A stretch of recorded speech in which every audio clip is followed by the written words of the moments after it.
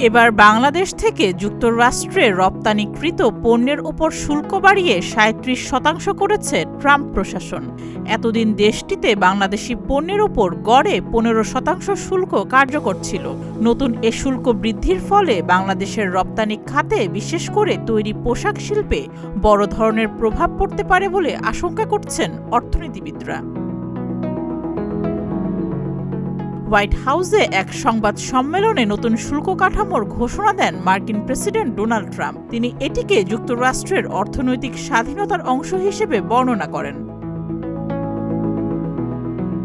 বাংলাদেশের অন্যতম প্রধান রপ্তানি বাজার যুক্তরাষ্ট্র, যেখানে বছরে প্রায় $৮.৪ বিলিয়ন পণ্য রপ্তানি হয়, যার বড় অংশই তৈরি পোশাক। নতুন শুল্ক বৃদ্ধির ফলে বাংলাদেশি পোশাক রপ্তানি ব্যাহত হতে পারে, যা অর্থনীতির জন্য বড় চ্যালেঞ্জ হয়ে দাঁড়াবে।